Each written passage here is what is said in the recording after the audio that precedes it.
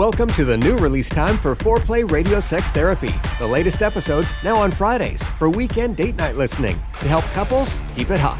Hello again and welcome to Foreplay Radio Sex Therapy. I'm your host, certified sex therapist Laurie Watson, author of Wanting Sex Again, and blogger at Psychology Today and WebMD. And I have with me Dr. Adam Mathews, my co-host, who's a couples therapist, psychotherapist, and president of NCAMFT. Foreplay is dedicated to helping couples keep it hot.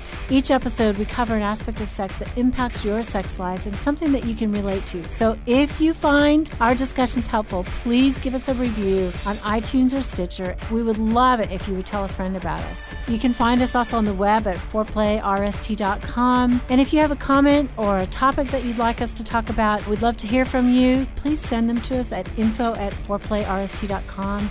Thanks for listening. Now on to today's topic. Hey, Laurie. Good morning. And it's another time in the podcast closet. In the closet. Back at it. And so we are talking about sexual perfectionism this morning. So are there different things that you are perfectionistic about? Or do you consider yourself a perfectionist? I consider myself driven. Right. I wish I were a little more perfectionistic about housekeeping and things like that. But so I'm not terribly organized, and I kind of live with that. I probably have a bit of ADD. But in terms of how I want things done in my company, oh my goodness. Yeah. I'm very demanding. I mean, I stay up late. I work really hard. You know, I have my finger in different pies. You know, it's like there's a lot that I'm doing that, I mean, most people would say that's essentially a perfectionism. You know, I'm pretty demanding. So your expectations are high. My expectations are pretty high. I'm a supervisor for clinicians. And so I demand a lot. You know, I make them give me the family of origin stuff for the couple. I make them give me dialogue. You know, how did you say it to that guy that made him get so defensive? And then I'll actually tweak it with my supervisees and I'll say, no, you actually should have said this. So when it comes to clinical work, I'm really demanding, really perfectionistic, especially for my people. I don't know if they feel that, but see, I would have thought you would have said that you're perfectionistic about your teeth, because I know your teeth are important to you. I dental floss every day, Adam. Yes. Yeah, you would be proud of me. I now started flossing because of you. But it didn't help. I had to have dental surgery this weekend in which they pulled my back teeth. Oh, well, your wisdom teeth.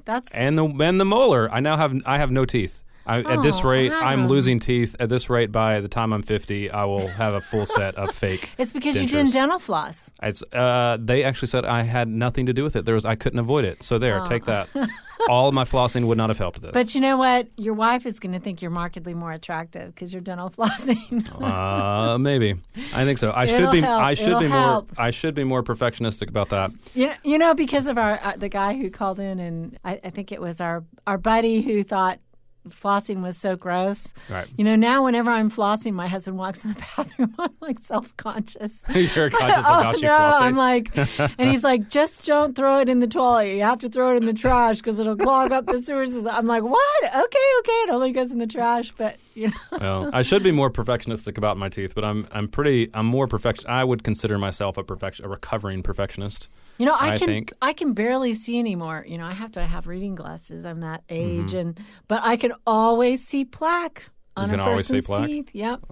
I still don't believe that. I don't believe that because there's no way I can see that. But we're talking about sexual perfectionism today. Okay. All right. Perfectionism basically is just having a huge high standard, right, that you're achieving, and that standard, whatever it is, that you consider to be perfect, is the one that you have to meet, or else anxiety goes up.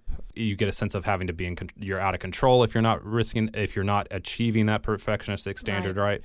And in sex, it can come out in a lot of different ways, right? When you have sexual perfectionism, it comes out as a lot of different things, such as frequency, right? And that's probably one of the things. If you're not having sex X number of times, then something is wrong. Right, and I hear people all the time who say, you know, I don't want to just have ordinary sex. I don't want to have any of that run-of-the-mill sex.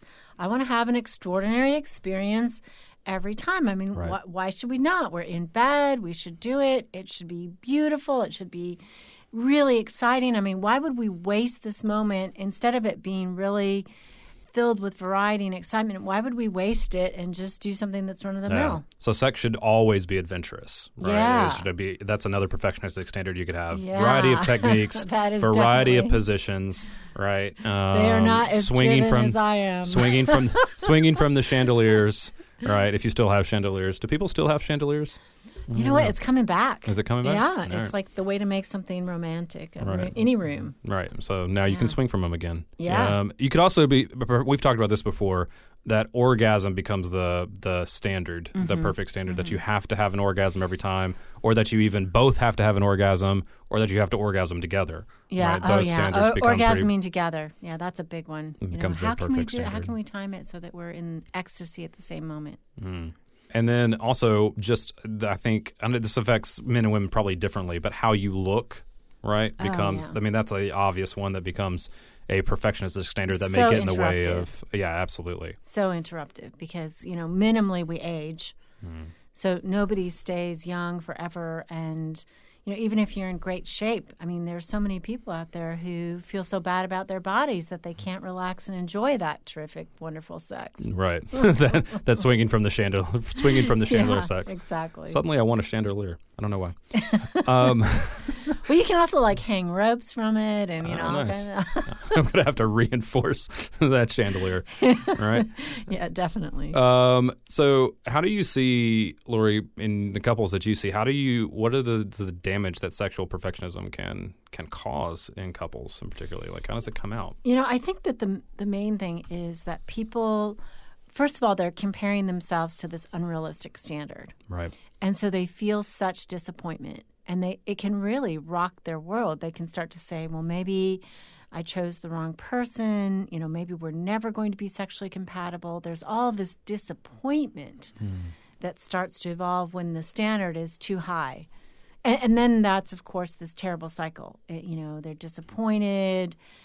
So their partner starts to experience them as critical. It becomes pressuring. They can't enjoy the moment that happens. God forbid their partner doesn't orgasm once. Yeah. And it's like, oh, no, you did, it was good, but you didn't climax. You didn't come. So, that's not really up to snuff. And so that doesn't even count. And this can be a really vicious cycle. Yeah, I was just about to say it just feeds on itself, right? And it just deepens what happens. I see this come out a lot in just the sense that it colors everything else, right? So they tend, when you're sexually perfectionistic, you tend to only remember the failures and not the successes. Right? That is so true. They're looking for what's wrong. Yeah, you're looking for where is the flaw that didn't make it perfect. Right, and so you don't see the good that is happening, right? Perhaps maybe the foreplay was really good, but because you didn't orgasm, then all of a sudden the whole sexual experience is ruined, or you're just naked together. Come on. Yeah. So you lose so much momentum in not seeing it as an evolving thing, that it has to be perfect every time. And then what I think it then keeps you from taking risk in the future. So then you just stop. You stop taking chances, right? You maybe stop initiating, or you start withdrawing because you're not willing to take the chance that it might not be perfect, or might not be up to snuff. Right. I talked to a guy this week who has premature ejaculation, but his wife doesn't climax that way, and she's told him for the last 4 years, it doesn't matter. It really doesn't matter. And he won't believe her. No. And I finally had to get through to him. I'm like, dude, it doesn't matter. That's not the way she climaxes. She enjoys you being inside her. She likes it. But enjoy it. Okay, so you climax fast. But, what he was doing, Adam, was he was thinking it was a bad experience. He had this false projection that said, she's thinking I'm a bad lover. And that was not it. So his withdrawal, his anxiety, that's what actually made him a bad lover, was he wasn't really present because he was so anxious. Yeah, and it probably just kept him stuck. It did. Right? It kept him stuck, completely stuck, and kept him from moving, and kept him from seeing the good that was in his relationship. Yeah, and for the record, that that anxiety adds to premature ejaculation. It makes it worse. Oh, yeah. It just feeds itself. Yeah, perfectionism can actually cause sexual dysfunction. I think it can also cause some depression too, as well. I think it could come out like eventually if you feel like you are continually failing to meet a standard, a self-imposed standard, then you're going to end up looking like either not having depression or having depressive symptoms that come out, right? And I think it's, at some level it can be controlling. And I think this is where it really becomes a little more toxic. Oh, yeah. That, your partner has these expectations and that it has to be this way all the time. I know we're going to lose listeners today. Oh, yeah. We're going to lose listeners who say, oh, forget about it. Foreplay radio sex therapy, they think that, that we can't have this standard, that we shouldn't even shoot for it. But what we're saying is the standard is interruptive to pleasure. Yes. It's interruptive to connection. That's right. And this is a problem. And it emerges that way because you then try to control everything that you really can't control, right? Control is an illusion, right? And I know people they know this mentally, but they don't know it emotionally, that they cannot control everything. So especially in your relationship, things are going to happen, right? Things are going to go wrong. Things are going to be not exactly right at the right time. It may not be exactly as romantic as you planned it. And the perfect time may not ever emerge with their sexual experience, with how romantic it is, with what positions they're able to do, with how adventurous it is, frequency, all of those things there are going to go wrong. And if you're trying to control them, right, it's only going to increase your anxiety and it's going to increase the anxiety in your partner, and it's going to end up being really limiting to your sex life. Yeah, and I think that sometimes people's deeper dysfunction about controlling and anxiety start to contaminate the sex life. It's not really that they're just controlling about the sexual experience.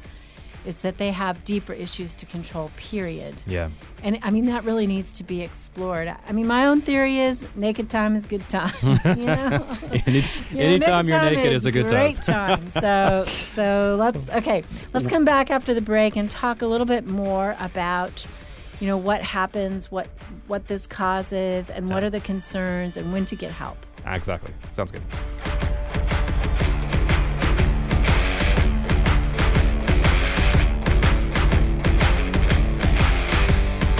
So, Adam, we're going to do a new thing. We are going to offer a link to Patreon on Foreplay Radio Sex Therapy, which is foreplayrst.com, for people who are really interested in helping us develop deeper, more interesting podcasts and also offer resources to them. Yeah, Patreon is a platform where you can directly support things that you love. We know that several of you have been real supportive of us, and we hope you would consider being financially supportive as well. Right, because we're running practices and families, and we need time really to do more, something like a webinar. We'd like to do some worksheets for you. We really want to expand the resources that we can be able to provide to you as our listeners, dive deeper into the questions you have, offer more practical steps for you to have the best possible relationship. So we're looking for some patrons. We appreciate already the love, the emails that you send. All of that is great. So if you love listening to us, you can find out how to support us by going to our website, foreplayrst.com. Thank you so much for considering that. We appreciate it.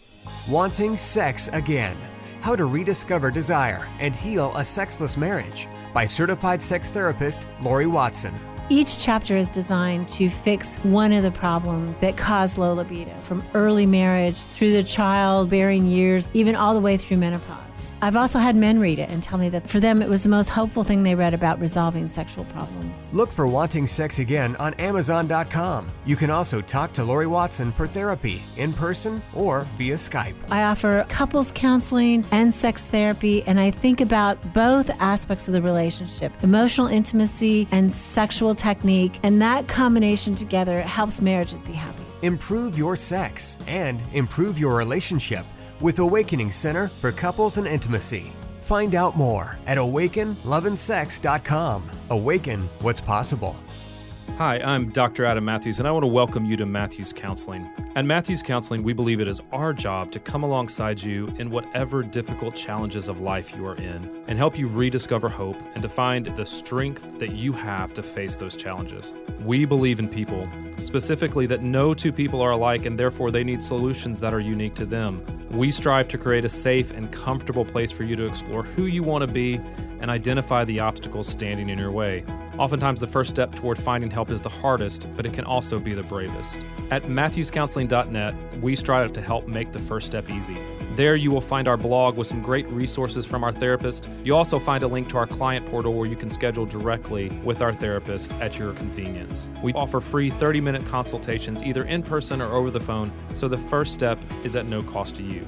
Give us a call at 919-587-8018, or again, find us online at MathewsCounseling.net. We look forward to working with you.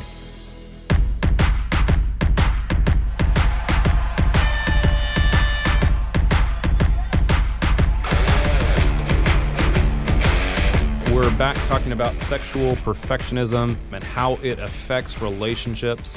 And Laurie, I wanted to get your take on, there was a great study out of the University of Kent that actually explored all the dimensions of sexual perfectionism, right? And they found Cool. they found 4 different ways that perfectionism comes out, right? Okay.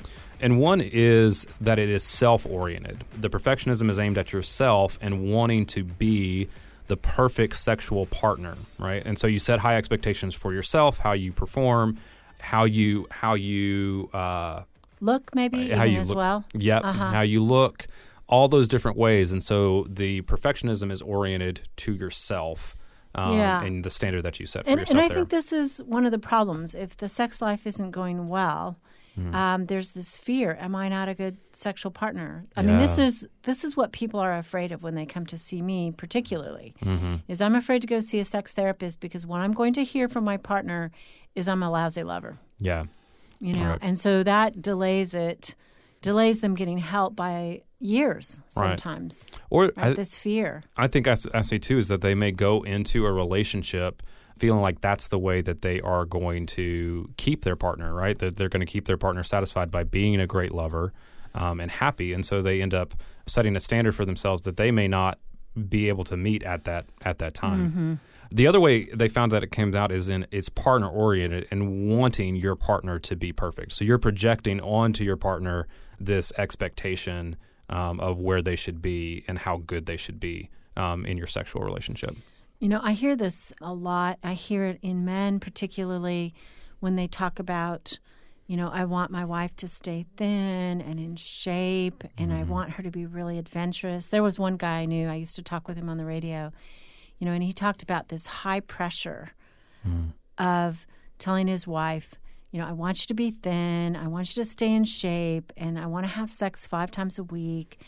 And his compulsion about her standard of beauty, of what he felt her standard of beauty should be.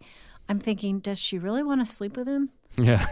I mean, really? Who would when want you to have sex a that way? guy Yeah. who's watching every ounce you eat and, you know, tallying up how many times you've been to the gym that week, that level of micromanagement, and then you want to be free in bed with him, you know, forget about it. I actually see more where they are imposing a standard of desire, that their desire should be at the same level and should match theirs, right? So they're projecting a standard of libido onto their partner, right? And especially if a male is projecting it onto a female, saying, I want you to want it as much as I do. Yeah. It's like, okay, give me an injection of testosterone.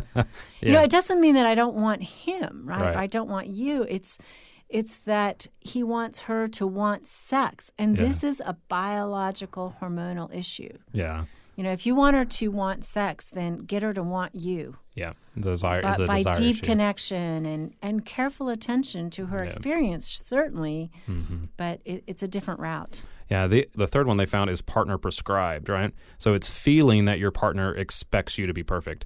And this one, you know, your partner may not actually be intending to send this message, all right, but you feel like they are. You feel like they have an expectation on you that is really high. And this was the one they actually found to be the most problematic, right? Caused the most anxiety, the lowest self-esteem, Well, it's locks the you greatest. up the most. It's the greatest distortion because it's not reality. Yeah. I mean, and I would say this on the other side of it: men who find women so beautiful, with their imperfections, with whatever the extra 10 pounds is, and they're like, you know what? That's in her head.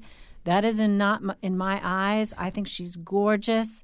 I want to do her every day.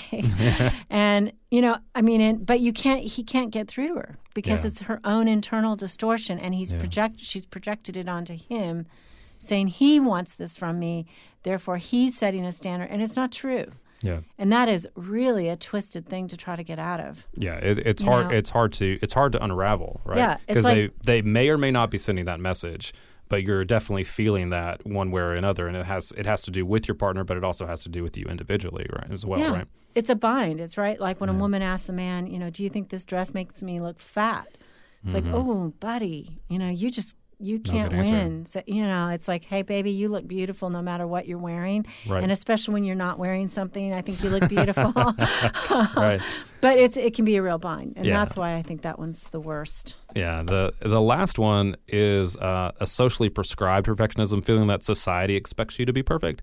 All right. And this one is it is hard to escape because we live in a society that projects perfection in everything, in advertisements, on TV and movies, in the way that we talk about sex and our ideas about sex. Like everything is at a very few people talk about the flaws and the time sex goes bad, right? And anytime you see it in a show, sex usually goes perfect. And this has increased this pressure. This social pressure has increased for men as well as for women, don't you think? I mean, absolutely. The hot male model, the six-pack, somehow or another equating that he's really hot, therefore a better lover, by his body shape. And I mean, I think there has always been pressure for women, but it's significantly increased for men. Yeah, and I think who get anxious. I'm sorry. I was just going to say that I think the other thing that happens is that we compare ourselves to the other people in our lives,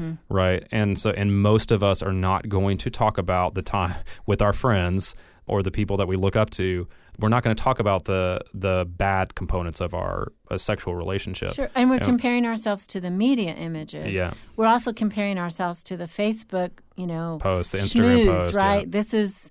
This is a surface look at people's lives, and we say, oh, they've got it so great. Look at them. They're rich. They're happy.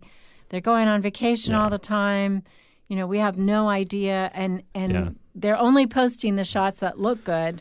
Yeah, I was talking to a couple weeks ago, and they are they have a big friend group, and they're always getting together with all the girls are getting together and all the guys are getting together. They're all married friends, and they were just talking about how they only talk about how much everybody is having sex. How when they talk about their sex lives, especially the guys are always talking about how much they're getting it and how good it is, right?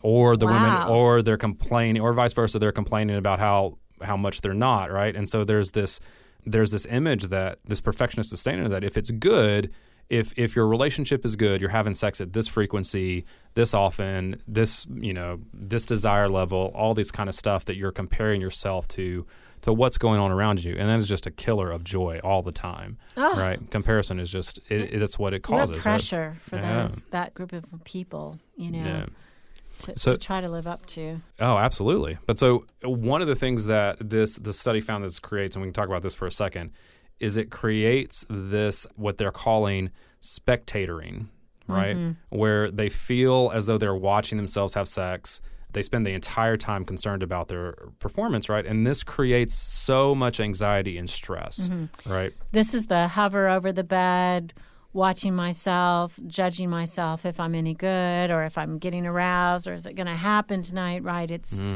the spectating. Well, yeah. Spectating. Whoops. Spectatoring. Spectatoring. Not the spectering. That's when I'm dead hovering above the bed. It's also not spelunking either. Not spelunking. That's a whole different thing. Okay, good. But you can probably speak to this because one of the things is that anxiety, particularly for women, works against the process of arousal. Right. Right. For men. And for men too. Yeah. ED, PE, it works against it in both ways, actually. Yeah, and because the anxiety has to go down for arousal to go up. Yes. Right. Yes. And so it becomes a big problem. Anxiety has to go down for the penis to come up as well. Truly. Too much anxiety, ED. And the other way, like I said as well, too much anxiety, PE. It's just, right. Just depends. Yeah. But for women, too much anxiety, no big O. Just doing all the acronyms. Let's do all the acronyms. All right. So cool. So what would you say? How do we defeat perfectionism, sexual perfectionism? I think it's growing up. We have to accept that in maturity, we have flaws. We have to accept ourselves as human. Our bodies as human, our experience as human. We have to reduce the standard. Like I said, naked time is good time. Yeah. And failure is a part of life. I think that's a growing up thing too. That's a concept, and even in your sexual relationship. Yeah, and quite honestly, personally, I have never felt like we've failed. Yeah. I just have never, ever felt that. I have always felt like to be together is a great moment. Right. It's a great moment. I don't judge it in the way of like, was that a super moment? I mean, sure, sometimes it's out of the park and that's fantastic. But I never think about, if we have a moment together, an intimate moment, that somehow or another that's a bad thing. That's a great thing. Yeah, so you're taking failure off the table, period. Absolutely. Right. I mean, in my life, it doesn't exist. It doesn't even exist. I never even thought about it. Yeah. That's not how I think about sex. Okay.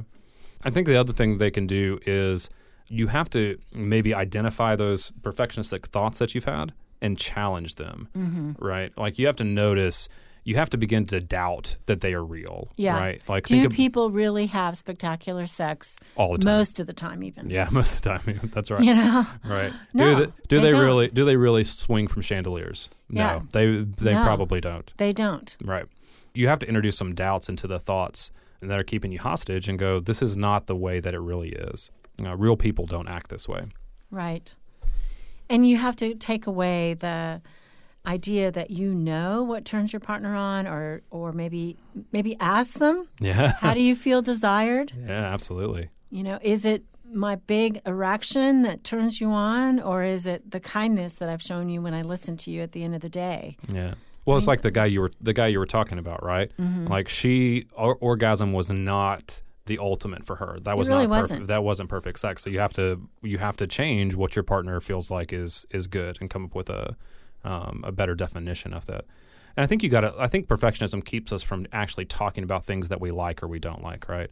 And so I think that has to be something when we get around perfectionism to defeat it, we have to be honest about those things and talk about the ways that sex works for us, right? And what we consider a win, right? If you, you and your husband, what you're saying is naked time is good time, right? When that's the standard. I know people, when we talk about lowering expectations, I think people often get confused about that, right? Because they feel like you're settling when you're doing that.